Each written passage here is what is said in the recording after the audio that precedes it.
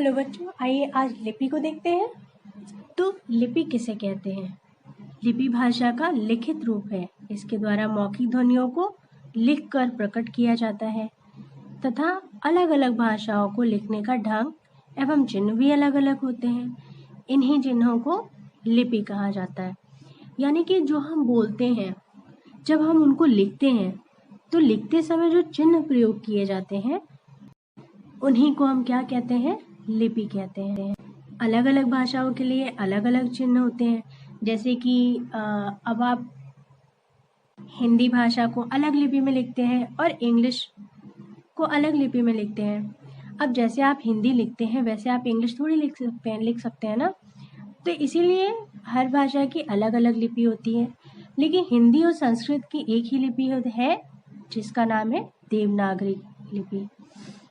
आगे क्वेश्चन आएगा, देखिए आ भी गया कि हिंदी भाषा की लिपि क्या है। अब हिंदी भाषा की लिपि मैंने भी आपको बताई है कि हिंदी भाषा की लिपि क्या है। हिंदी भाषा की लिपि देवनागरी है।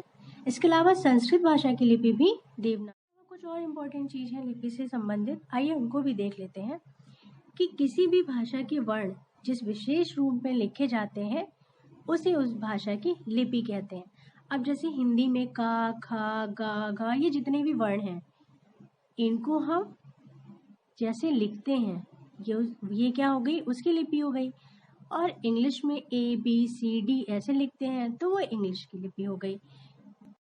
लेकिन इंग्लिश यानी कि अंग्रेजी भाषा की लिपि देवनागरी नहीं होती है। अंग्रेजी भाषा की लिपि होती है रोमन। आगे मैं आपको बताऊंगी, तब तक इसको देखते हैं पहले। हिंदी भाषा की लिपि देवनागरी, अंग्रेजी भाषा की लिपि रोमन, उर्दू भाषा की लिपि फारसी तथा पंजाबी भाषा की लिपि गुरुमुखी है। देखिए यहाँ पर अलग अलग भाषा की अलग अलग लिपि बताई गई है ना। मराठी भाषा की लिपि कैसी है? देवनागरी है। तो देवनागरी लिपि मैंने आपको कौन कौन से भाषा की बताई? हिंदी की देवनागरी है, संस्कृत की भी देवनागरी लिपि है और मराठी भाषा की भी देवनागरी लिपि है। फिर फारसी भाषा जो होती है उसकी लिपि दाएं से बाएं की ओर लिखी जाती है।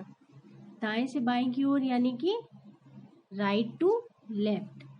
और देवनागरी और रोमन लिपि बाएं से दाएं की ओर लिखी जाती है यानी कि लेफ्ट टू राइट।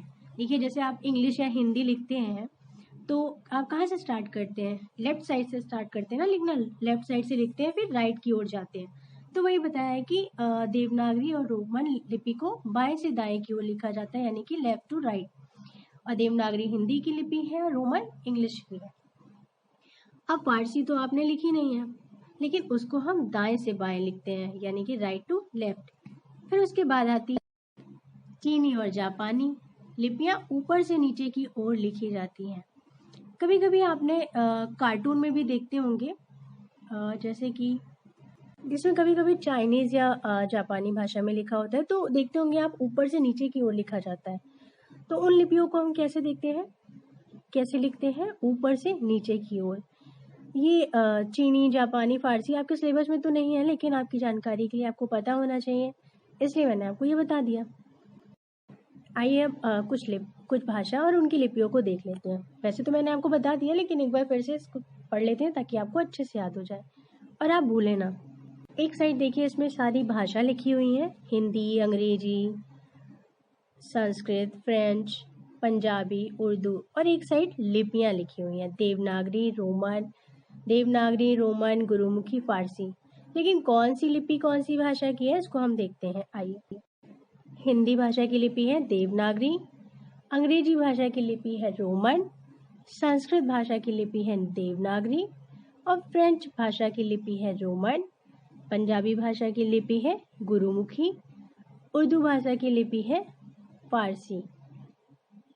तो मैं आशा करती हूँ कि अब आपको लिपि समझ में आ गई होगी कि लिपि क्या होती है, लिपि किसे कहते हैं। इसके बाद नेक्स्ट वीडियो में हम लोग नेक्स्ट टॉपिक